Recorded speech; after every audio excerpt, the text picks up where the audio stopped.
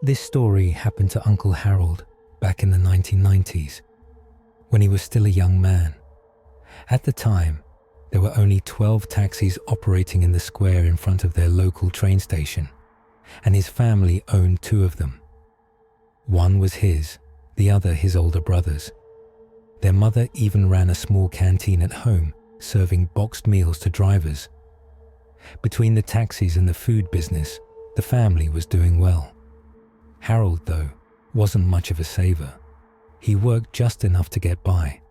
Their neighborhood was full of small business owners from the nearby commercial district.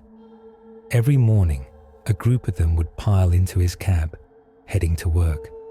Harold started his shifts at 4 a.m., making several runs to the district before the shops opened.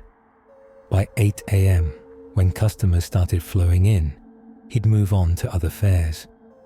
After a busy morning, he'd go home for lunch, then head out again. Though by afternoon, he wasn't really working anymore. Once he'd made enough, he'd park at a bowling alley, sipping orange juice and watching the regulars. Back then, people loved to brag about deals, about who was trustworthy, who wasn't. Harold just listened, soaking up the gossip. Over time, he even made a few friends there. One afternoon, he met a guy named Timothy. Timothy had brought along a few girls, and when they asked Harold what he did for a living, he casually mentioned, "Oh, I own a couple of taxis." Not a huge business, but enough to impress. The girls invited him to join their game. Then Timothy, trying to show off, declared, "Harold here's a pro. Let's make it interesting. How about a bet?" By the end of the afternoon, Harold was down over $200. Timothy clapped him on the back. "Don't sweat it, man. Next time, I'll take you to my hometown for some good meat. You can drive us, make some of that cash back." Harold played it cool. We're friends. No need to make it about money. But once he left, reality hit. He'd lost a whole day's earnings. He couldn't even cover his share of the family meals. And with his older brother doing so much better, the pressure was on. Fine, one more shift. But he'd been up since 4 a.m. Exhausted, he parked near a half-built bridge on the outskirts of town, killed the engine, and reclined his seat for a quick nap. Tap, tap, tap.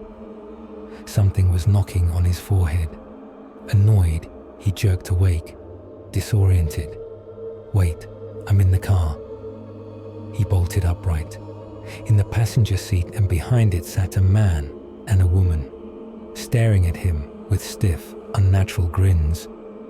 He recognized them. The couple from the appliance shop, first stall on the right in the commercial district. But what were they doing here, in the middle of nowhere? "Business meeting," they said together, their smiles never wavering. It was almost 9 p.m. "Where to?" Harold asked. They didn't answer. Fine. There were a few restaurants nearby. He'd drop them off and wait for fares. The drive was silent. Harold, still groggy, wasn't in the mood for small talk. The couple just kept giggling, like they were sharing some private joke. When they arrived, Harold said, "Look, we're neighbors. Just give me $6. The woman in the passenger seat turned to him, her grin widening. "Little brother, you're asking us for money?" Her voice was ice. "We're the ones saving you." Harold blinked. "Saving me? From what?" He turned. They were gone. He jumped out, searching the empty street. The air felt heavy, like a storm was coming.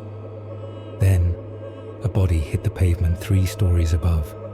It was Timothy, screaming as he fell. "I'm sorry, brother, sister, I'm sorry." Later, Harold would learn the truth.